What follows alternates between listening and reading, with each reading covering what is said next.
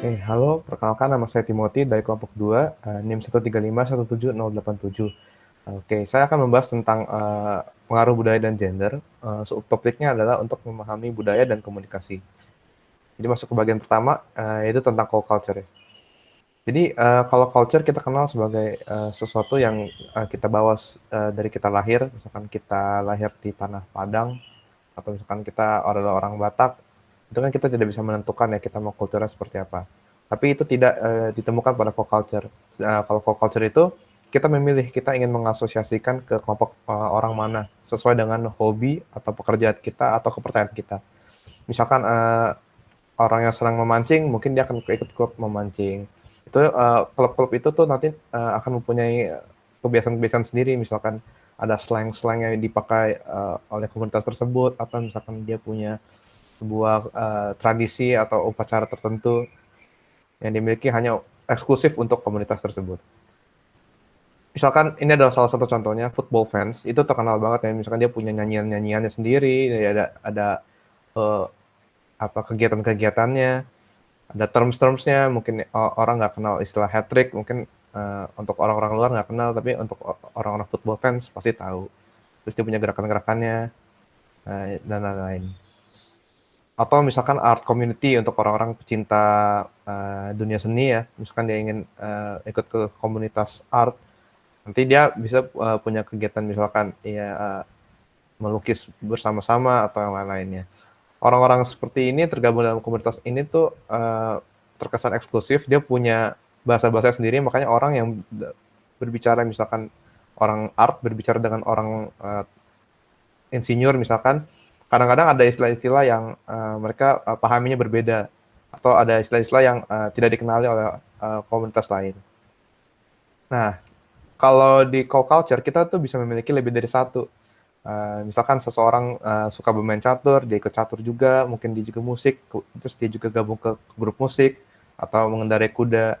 Terus misalkan di luar hobi, misalkan dia bergabung ke sebuah partai politik. Nah, masing-masing komunitas itu seperti yang tadi telah saya sampaikan, dia punya kulturnya sendiri-sendiri. Lalu bagian kedua adalah communicating with cultural awareness. Nah, apa masalahnya? Jadi kalau kita mempunyai co-culture yang berbeda, itu bisa menyebabkan miskomunikasi dan misinterpretasi. Jika jika tidak ditangani dengan benar, dapat menyebabkan konflik. Misalkan ada istilah-istilah yang dipahami berbeda.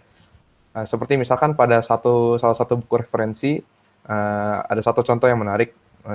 Dikatakan ada sebuah kelas mengajar, dosen orang Amerika mengajar sebuah kelas, dan salah satu muridnya adalah seorang mahasiswa yang punya latar belakang Jepang.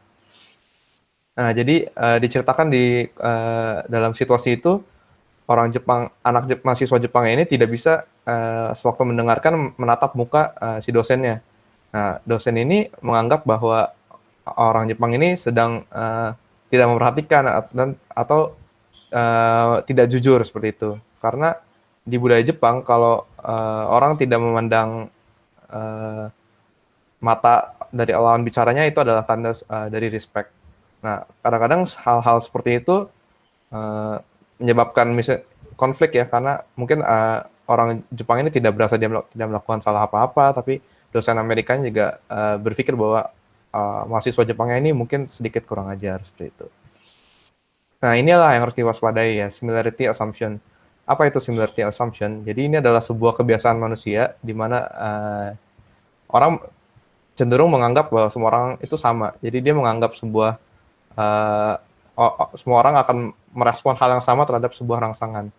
Jadi kadang-kadang kita tuh nggak lupa orang tuh punya cultural background yang berbeda.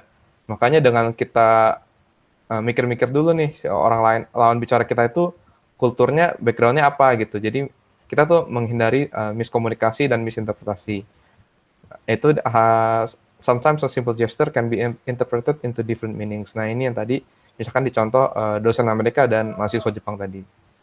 Sekian penjelasan singkat dari saya. Terima kasih.